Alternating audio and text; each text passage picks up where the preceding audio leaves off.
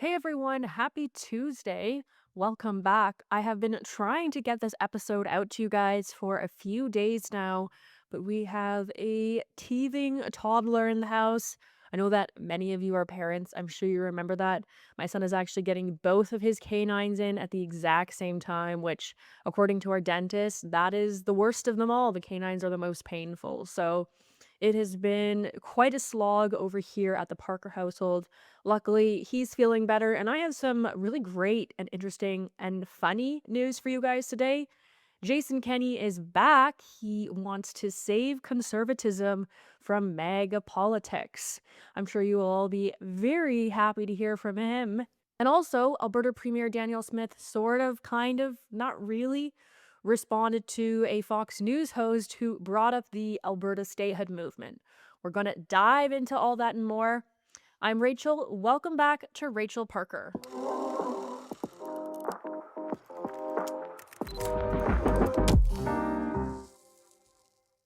All right, so today we are going to do a fun news day. There's too much heavy news in the cycle. I know that you guys could use a laugh at home, which is why I really want to focus on this story from the National Post titled, Jason Kenney's Back to Save the Right from Trumpism.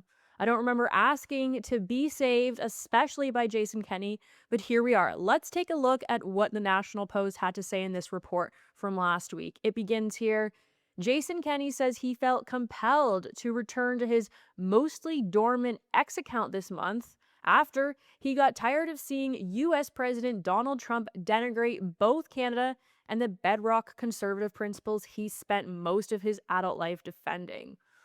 Right off the hop there, I feel like that is definitely up for discussion. Has Jason Kenney really spent most of his adult life arguing for bedrock conservative principles? This is the guy who jailed pastors and implemented a vaccine passport. I would argue that the National Post is inserting a little bit of its opinion there. I think many conservative Albertans would disagree with that statement, but I digress. The article continues. While Kenney is one of several retired politicians, including his ex-boss Stephen Harper, to speak out against Trump's tariffs and annexation threats in recent weeks, he's been notably harsh on the American president's traitorous sympathizers north of the border. Kenney told National Post that he hopes to push back against the cross-border spillover of Trump's MAGA politics. Any view that you see expressed on the MAGA right has an echo constituency in Canada, said Kenney. Now, the article goes on, and basically the crux of the focus here is Kenney saying that there are Canadian accounts on X parroting pro-Russia talking points that he says comes from the MAGA sphere, like Tucker Carlson. He says that if you look under a Pierre Poilievre post supporting Ukraine, you can see tons of people responding with essentially what he calls Russian propaganda. And then he goes on to say that Canada should hold the line and continue to defend and support Ukraine as Trump gives Ukraine the cold shoulder.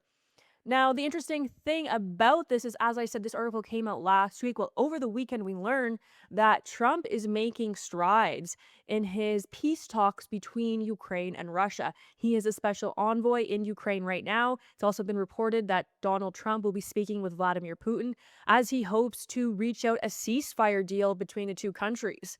Meaning that Donald Trump is doing more to save Ukrainian lives than any other world leader, past or present, including, of course, Jason Kenney. Now, I know for my viewers watching at home, you're all going to have a variety of views about Donald Trump, but whether or not you want to have Jason Kenney tell you how to feel about him or how to respond to him, I have a pretty good feeling I know the answer to that.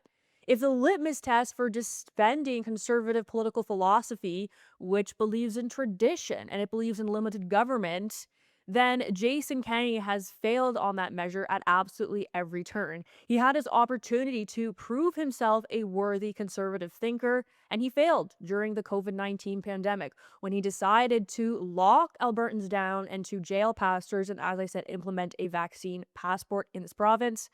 I know firsthand from people who worked around him, they said they were being fed bad data at the time. And I don't doubt that it was a difficult circumstance for all political leaders during that time. But at the end of the day, when push came to shove, Jason Kenney made the wrong choice and he failed to defend civil liberties and he failed to stand up for conservative values. Now, where this article gets really interesting to me is when it asks Jason Kenney if he's interested in a political comeback. This is something that I have been hearing about a lot in the circles I run in because, as you guys might have noticed, Jason Kenney has suddenly been very active on X again, as the article said, after taking a bit of a step back from the platform. So the National Post asked him about it, and here's what he had to say. He said, quote, "Listen, I'm enjoying life in the private sector. I've paid my dues. I don't expect to be going back into government. But I guess you never say never." So there you have it. To me, that is a pretty good indication that he is interested and looking at making his political comeback. I actually talked to the National Post last week and I heard that Kenney might be eyeing a seat in Calgary.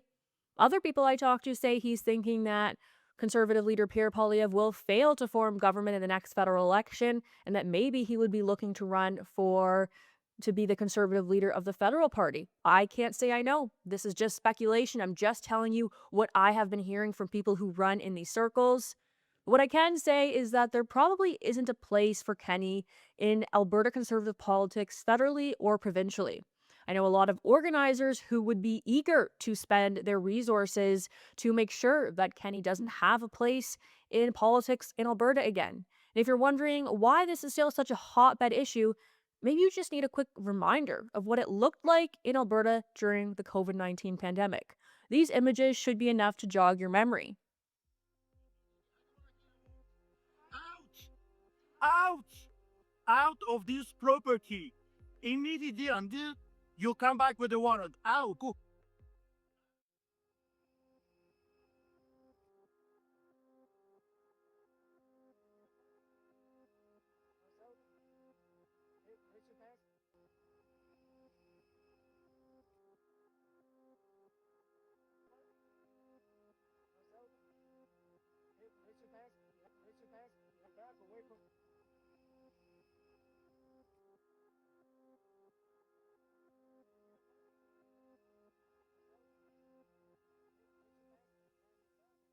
As you guys know, I lived in Ontario during the COVID-19 pandemic.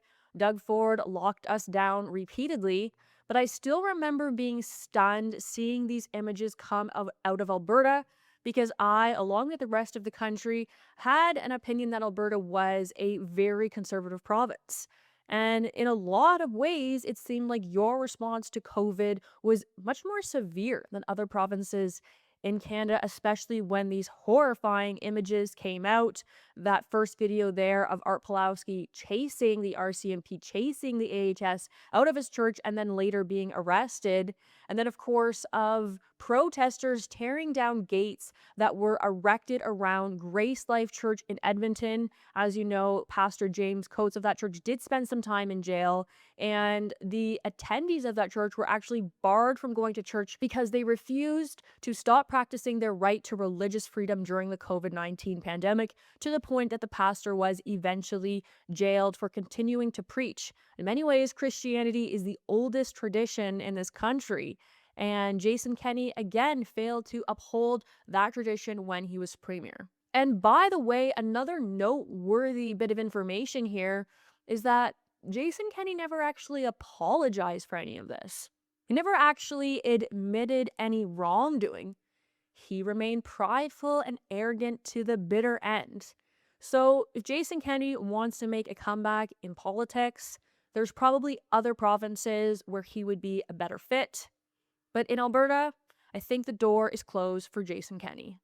Now, I want to take a little dive underneath this post, which, by the way, got the ratio on X that you guys would basically expect. Taking a look here, when I was reporting on this, the post had 19 likes and 227 comments, and everyone basically had pretty great insight as to Jason Kenney and whether he should come back into Alberta politics. Friend of the show, TJ Kennedy, wrote, "Desperate to stay relevant, take a hint, Kenney. Nobody wants you." Alberta AF wrote, "Fake conservatives not welcome. Wuhan clap bro. I have only once in my life felt like I wasted a vote." Jason Kenney was that vote. It's actually a pretty good track record if you've only ever felt like you wasted a vote once. Think it's probably a little bit higher for me. User Grain Kerr said, give him credit for coming back to Alberta. We will not have to go far to arrest him. There's actually many comments alike to that on X, but also on Facebook. I've been seeing this kind of in a lot of the Facebook groups that I run in, and a lot of similar sentiments to that. And then finally, user Ryan Gassner pretty much summed up the crux of the argument here, saying, Kenney is not our savior. Kenney showed his real colors at exactly the wrong time. He does not speak for me. And I think, as I said, that basically sums it up. And even to the National Post, who wrote this article and sort of pegged Kenney as someone who needs to save conservatism from MAGA. Conservatives, especially here in Alberta, we don't really claim him. We would rather have someone else speak for us. And I just sort of disagree with how he was painted in that article as a savior of bedrock conservative principles, when in fact, the opposite is true. Okay, and now I quickly want to turn your attention to this clip that I saw circulating online over the weekend. Danielle Smith was on Fox News again to talk about the tariffs, talk about Alberta energy, and the Fox News host brought up the Alberta statehood movement and essentially said that Alberta would be welcome. Take a look at how the premier responded. I hope so too, and I think a lot of people certainly feel that that's something that can happen. Although a lot of conservatives in the country are like, "Hey, if Alberta wants to join, the water's just fine." Premier Danielle Smith, you're such a good sport. Thank you so much for your time today. We appreciate it, and continued success to you, your province, and your great country. Thank you again. My pleasure. Alberta's slogan is forever strong and free. So we're going to be continued to be a good friend of the Americans. Yes, indeed, and we'll keep competing with hockey and other things. Thank you so much, Premier. Appreciate that. We got a laugh. Better than nothing. She smiled. She seemed pretty jovial about the exchange. I was definitely hoping that the host would have given her a little more time to respond to what he had said. Because the last time I really heard her comment on this, she said that there was no enthusiasm. And I think she probably doesn't think that anymore, given the fact that, I'm going to take a little credit for this. My initial interview with Jeffrey Rath totally blew up on X, it blew up on YouTube, and now basically every outlet in Canada, every independent outlet, I should say, is covering the story. I'm seeing a lot of information on it. A lot of independent podcasters are doing shows on it, as everyone has the right to, as everyone is welcome to. But I feel like I'm a bit of a trendsetter, so I'm taking a little bit of pride in this, actually. Okay, now quickly, before I let you guys go, you guys know I try to respond to your comments. I like to read them all. It has escaped me the past number of weeks. There's just been so much to get up and running, like my new background, which I hope everyone sees and appreciates. Obviously, channeling the Rocky Mountains there. But I did want to take a quick second and respond to some of your comments today. So, taking a look, these were from my episode with Jeffrey Rath. User Bunch Twitter said, a host that actually let her guests speak. Kudos, Rachel. And then someone responded, good point. I was able to hear Mr. Rath's arguments uninterrupted. And then the exchange got really funny when Puffin Express responded and said, host is an AI. I feel like my poker face and just like my ability to sit still and really listen to people is obviously so impressive that now people think I'm AI. So I'm going to take it. And then finally, user Salsa said, have worked with a few Albertans over the years. They would make great additions to our country. Obviously, from an American, we have a big American audience on the show. A lot of interest over there in the States on the statehood movement, which is super exciting to see because I've obviously covered a lot of American content in the past, but my audience has remained largely Canadian until I dove into the statehood movement. All right, everyone, that's all we have time for today. I hope that you guys have a great week. I'll be back with some interviews for you guys, and I have actually a really great exclusive story coming up this weekend. Make sure you're subscribed. You don't want to miss it. God bless.